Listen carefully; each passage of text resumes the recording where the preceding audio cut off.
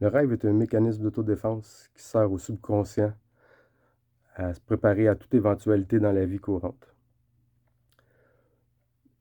Cette préparation pour Luc Martineau, le personnage principal de mon histoire, elle a été à un tout autre niveau.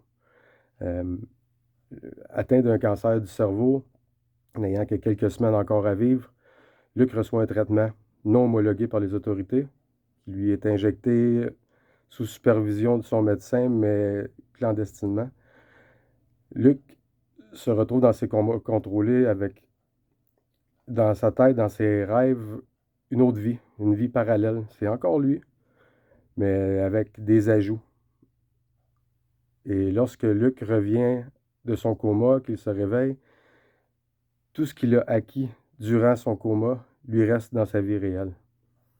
Une bonne façon d'expliquer, c'est ce qu'Adrien dit. Adrien, le voisin de chambre à l'hôpital de Luc, qui reçoit le même traitement que Luc, dit avoir vu un enfant s'endormir pour voir un jeune homme se réveiller, qu'il voyait dans son âme, dans son visage, un bagage qui a été acquis, une expérience qui a été vécue. Par exemple, Luc, dans un de ses rêves, joue de la guitare. Dans sa vie courante, il n'avait jamais appris à jouer de la guitare, mais lorsqu'il revient de son coma, il sait jouer de la guitare.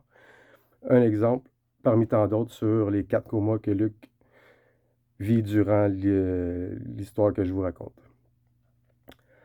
Euh, Luc va aussi se servir de ce qu'il a acquis durant ses comas, durant ses rêves, pour aider sa mère. Sa mère qui est une mère monoparentale et atteinte d'alcoolisme.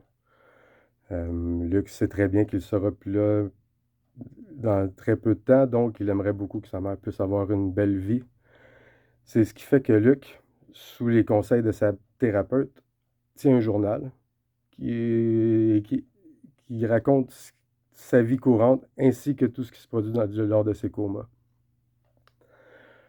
Je crois bien être la bonne personne pour vous raconter cette histoire car je suis un très grand rêveur.